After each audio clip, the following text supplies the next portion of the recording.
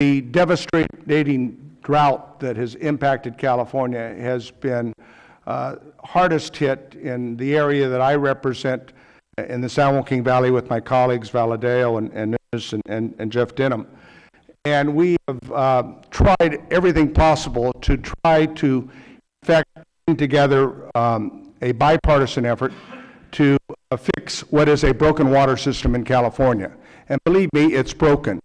And this is not new. This 4 years of drought has highlighted the inability of the water system that we have in California, the federal and the state water projects, to meet the demands that are now asked upon them. But this was known 25, 30 years ago. Governor Brown, when he was last governor back in the early 80s, tried to propose a fix in the plumbing for California state water system. Governor Duke Majan tried, Governor Pete Wilson tried, Governor Gray Davis tried, Governor Schwarzenegger tried, and the reincarnation of Governor Brown again is trying to fix this broken water system. And because it's understood that to meet the demands of a growing state, when the water systems were developed, we had 2 million people. Today we have 40 million people. And we have much more intensive agriculture than we had back in the 50s and the 60s. In addition to that, we have more demands placed upon the water system for environmental needs that are also important as well. And so when you have contiguous drought years as we've had, these last 4, perhaps the driest 4 years in over 1,200 years, climatologists have determined, you see the problems and the fault lines within the existing water system and why we have to fix it. And it's a federal issue and it's a state issue, and we have to work together to make a difference. In the last 4 years, we have seen people in my communities have a situation in which they have gotten a zero water allocation, zero, over the last 2 years. Communities on the east side and west side, 15 communities have had their wells go dry, meaning no water.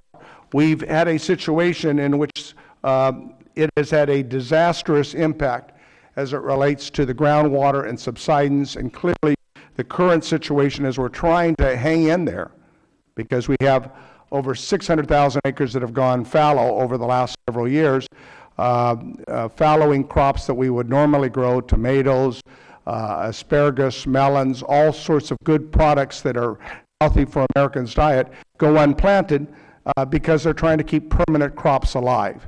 And that's just the nature of farming.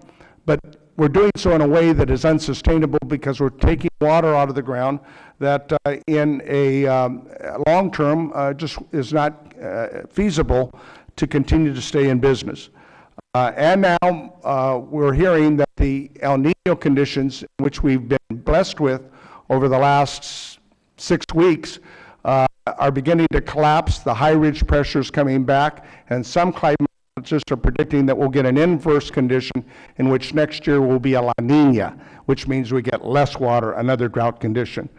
I think could be worse for the people of the San Joaquin Valley, for the farmers, for the farm workers, and for the farm communities in which we've experienced 30 and 40% unemployment in recent years.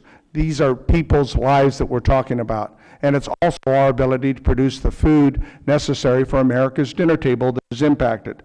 And this is a combination of not just drought conditions, but regulatory controls that I don't think is using the best science. The biological opinions that we've operated under, frankly, have not taken into account the dramatic stress that is taking place. Let's be clear. I mean, we've been operating these projects during these drought conditions for one first priority only, and that is to try to protect the survivability of Delta smelt and other species. And we've put that priority over people. Whether you agree or disagree, the science and the biological opinions are flawed. We'll hear more from the witnesses about the testimony here, but let me just close with this thought. We could have maybe, I don't know, we're at 115% of normal, maybe we could have 150% of normal. We pray for rain and snow in the next 2 months. If we have those conditions, we could have all of California having a better water supply, except the San Joaquin Valley, where we could still end with a zero allocation for water. Let me tell you something.